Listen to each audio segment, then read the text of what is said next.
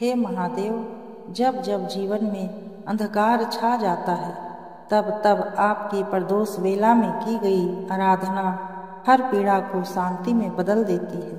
आइए उस पावन क्षण में प्रवेश करें।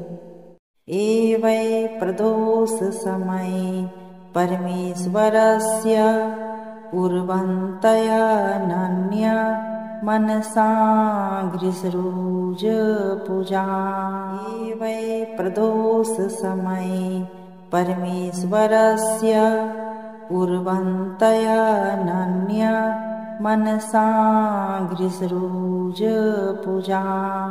एवै प्रदोष समय परमेश्वरस्य कुर्वन्तया नान्या मनसा गृह्सृज पूजा।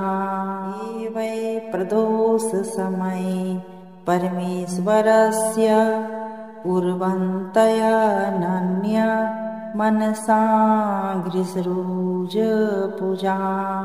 एवै प्रदोष समय परमेश्वरस्य कुर्वन्तया नान्या मनसा गृह्सृज पूजा।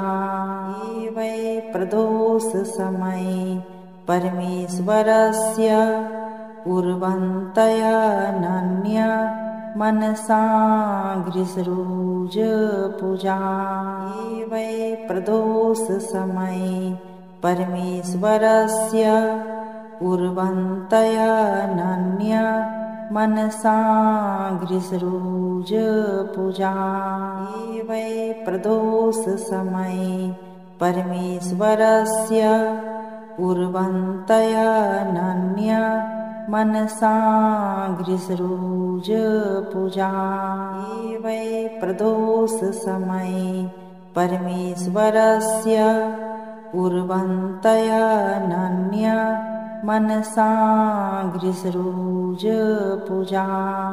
एवै प्रदोष समय परमेश्वरस्य कुर्वन्तया नान्या मनसा गृह्सृज पूजा। एवै प्रदोष समय परमेश्वरस्य कुर्वन्तया नान्या मनसा गृह्सृज पूजा।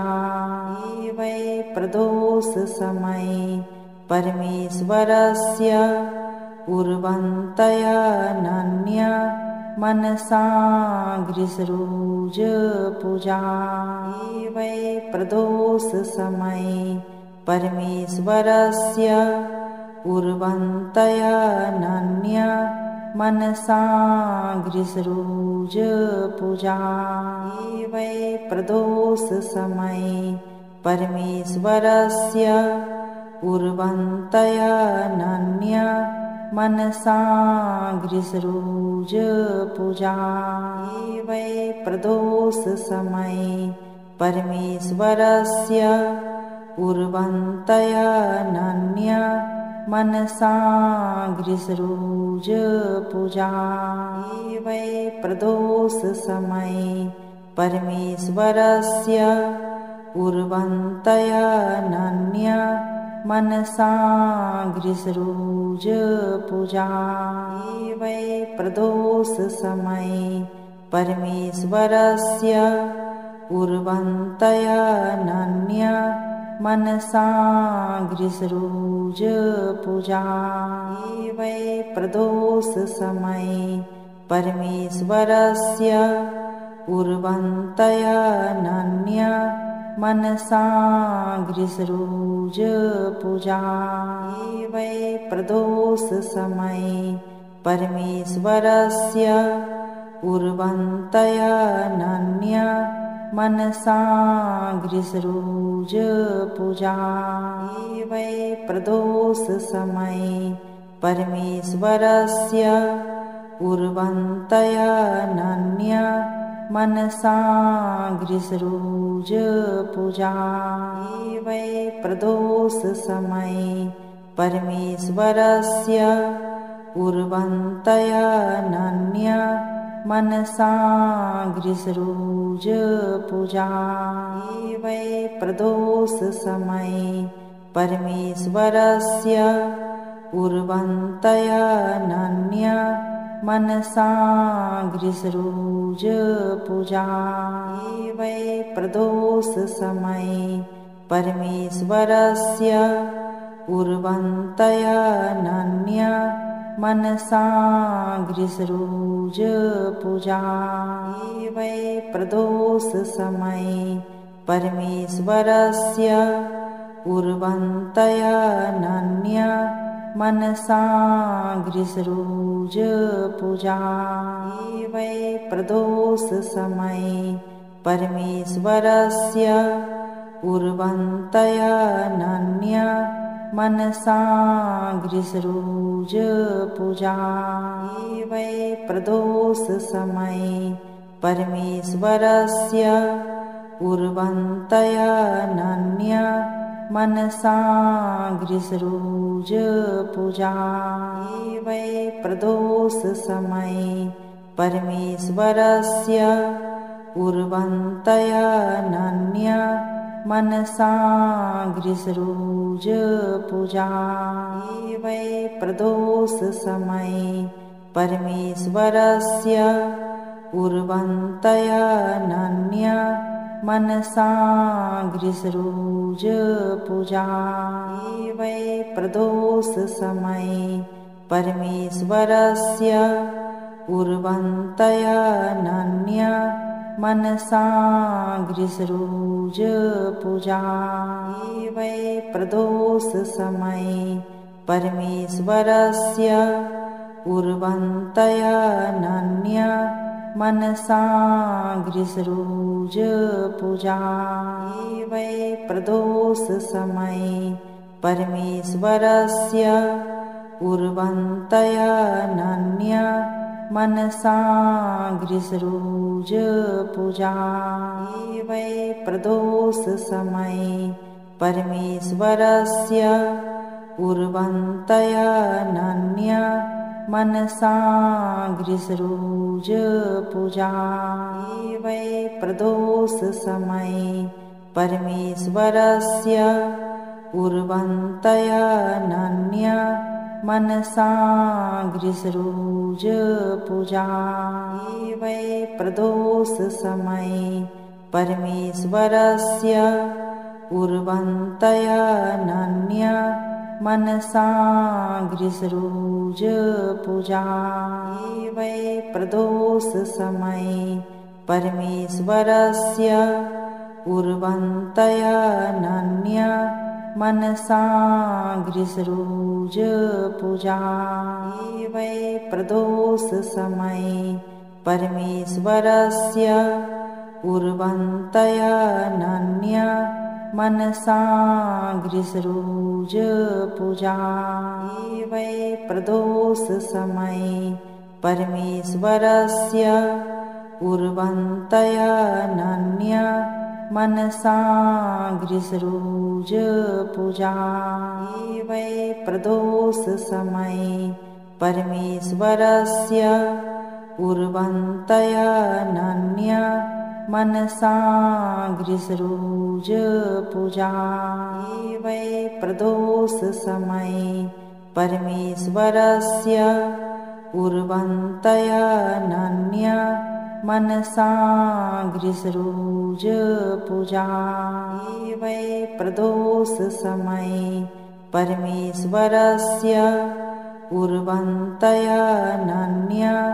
मनसा गृह्सृजपूजा वै प्रदोषसमये परमेश्वरस्य उर्वन्तयानन्या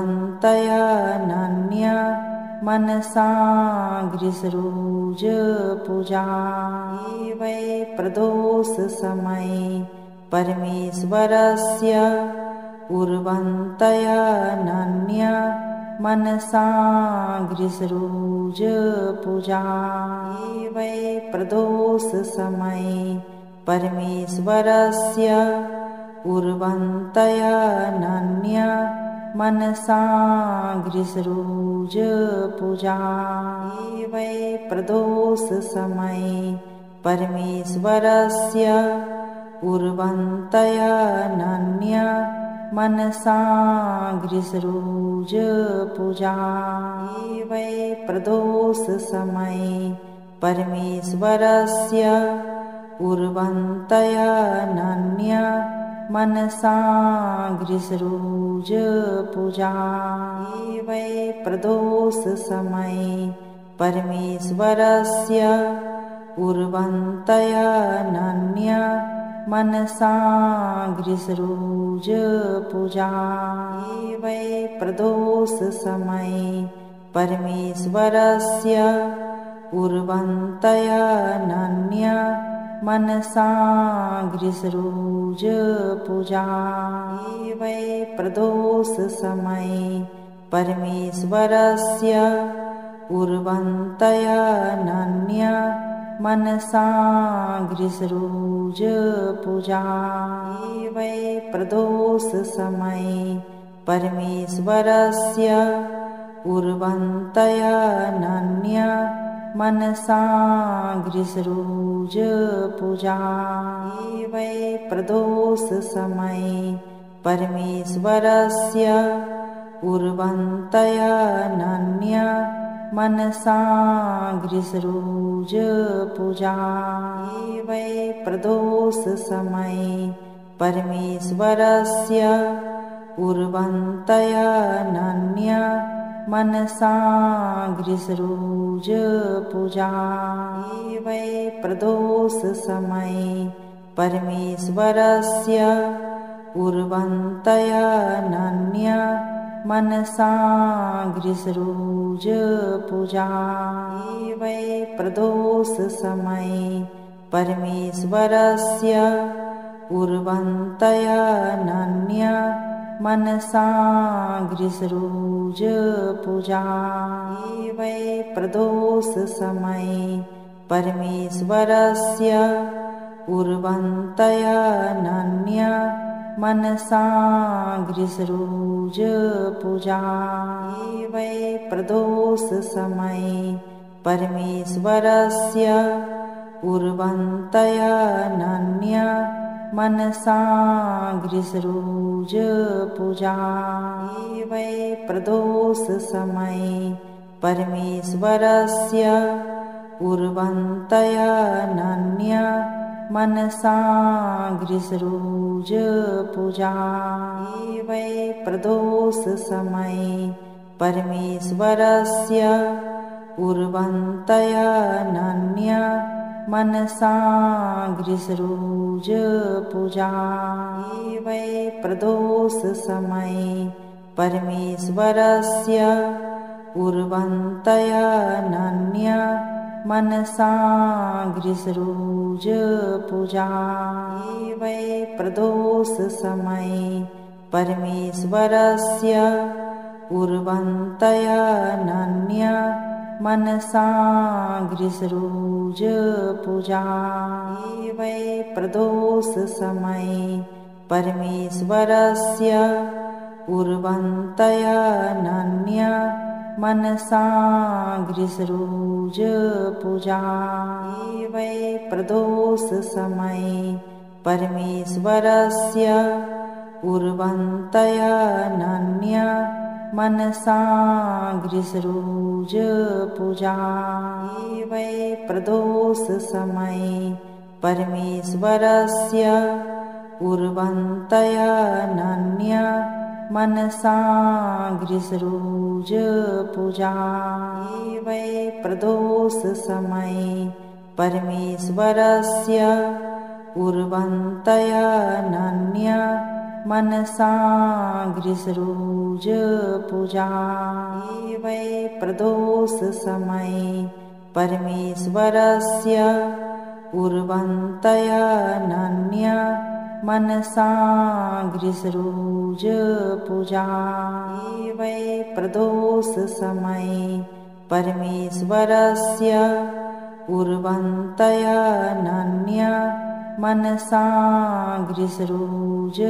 पूजा वै प्रदोष समये परमेश्वरस्य कुर्वन्तयनन्य मनसाग्रिसरोज पूजा। ये वै प्रदोष समये परमेश्वरस्य कुर्वन्तयनन्य मनसाग्रिसरोज पूजा। ये वै प्रदोष समये परमेश्वरस्य कुर्वन्तयनन्य मनसाग्रिसरोज पूजा। ये वै प्रदोष समये परमेश्वरस्य कुर्वन्तयनन्य मनसाग्रिसरोज पूजा। ये वै प्रदोष समये परमेश्वरस्य कुर्वन्तयनन्य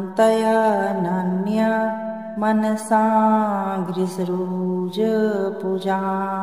ये वै प्रदोष समये परमेश्वरस्य कुर्वन्तयनन्य मनसाग्रिसरोज पूजा। ये वै प्रदोष समये परमेश्वरस्य कुर्वन्तयनन्य मनसाग्रिसरोज पूजा। ये वै प्रदोष समये परमेश्वरस्य कुर्वन्तयनन्य मनसाग्रिसरोज पूजा। ये वै प्रदोष समये परमेश्वरस्य कुर्वन्तयनन्य मनसाग्रिसरोज पूजा। ये वै प्रदोष समये परमेश्वरस्य कुर्वन्तयनन्य मनसाग्रिसरोज पूजा। ये वै प्रदोष समये परमेश्वरस्य कुर्वन्तयनन्य मनसाग्रिसरोज पूजा।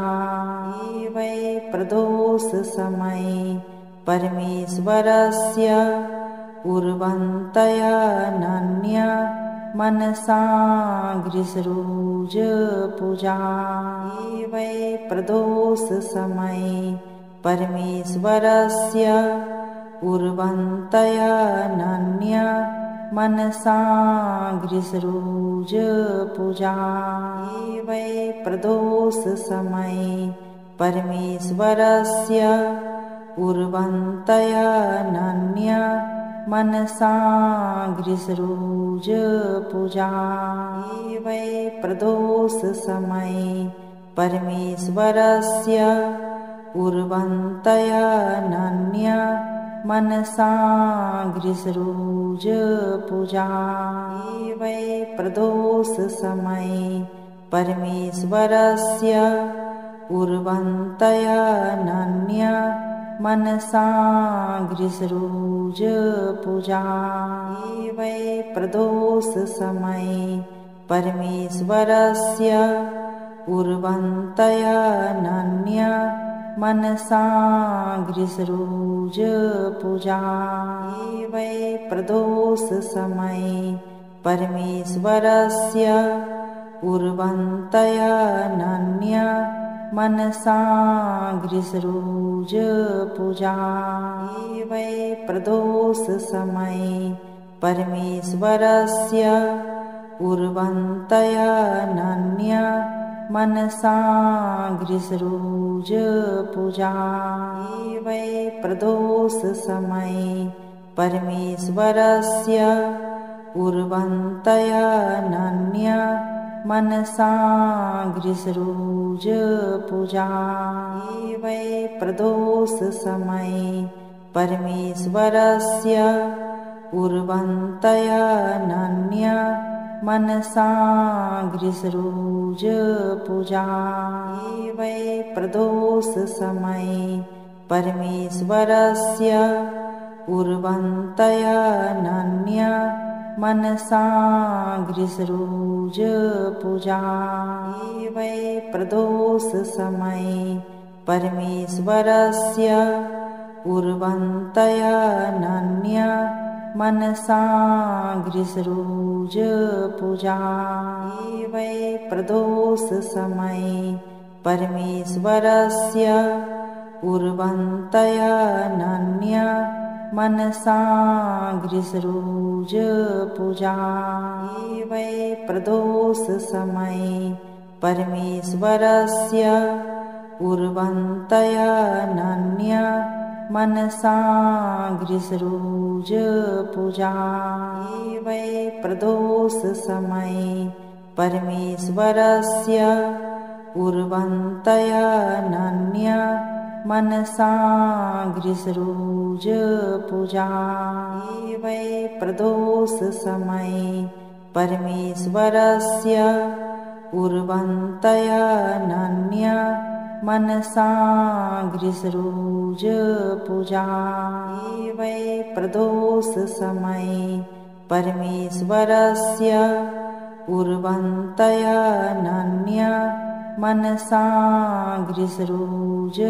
पूजा वै प्रदोष समये परमेश्वरस्य कुर्वन्तयनन्य मनसाग्रिसरोज पूजा वै प्रदोष समये परमेश्वरस्य कुर्वन्तयनन्य मनसाग्रिसरोज पूजा वै प्रदोष समये परमेश्वरस्य कुर्वन्तयनन्य मनसाग्रिसरोज पूजा वै प्रदोष समये परमेश्वरस्य कुर्वन्तयनन्य मनसाग्रिसरोज पूजा वै प्रदोष समये परमेश्वरस्य कुर्वन्तयनन्य मनसाग्रिसरोज पूजा वै प्रदोष समये परमेश्वरस्य कुर्वन्तयनन्य मनसाग्रिसरोज पूजा वै प्रदोष समये परमेश्वरस्य कुर्वन्तयनन्य मनसाग्रिसरोज पूजा वै प्रदोष समये परमेश्वरस्य कुर्वन्तयनन्य मनसाग्रिसरोज पूजा वै प्रदोष समये परमेश्वरस्य कुर्वन्तयनन्य मनसाग्रिसरोज पूजा वै प्रदोष समये परमेश्वरस्य कुर्वन्तयनन्य मनसाग्रिसरोज पूजा वै प्रदोष समये परमेश्वरस्य कुर्वन्तयनन्य मनसाग्रिसरोज पूजा वै प्रदोष समये परमेश्वरस्य कुर्वन्तयनन्य मनसाग्रिसरोज पूजा वै प्रदोष समये परमेश्वरस्य कुर्वन्तयनन्य मनसाग्रिसरोज पूजा वै प्रदोष समये परमेश्वरस्य कुर्वन्तयनन्य मनसाग्रिसरोज पूजा वै प्रदोष समये परमेश्वरस्य कुर्वन्तयनन्य मनसाग्रिसरोज पूजा। यदि आपने यह मंत्र श्रद्धा और समर्पण से सुना है तो जान लीजिए आपके भीतर अब शिव की शांति और शक्ति दोनों प्रवाहित हो चुकी है। हर सोमवार और त्रयोदशी को यह जाप आपके जीवन में अद्भुत चमत्कार ला सकता है। दिव्य शक्तियाँ को सब्सक्राइब करें।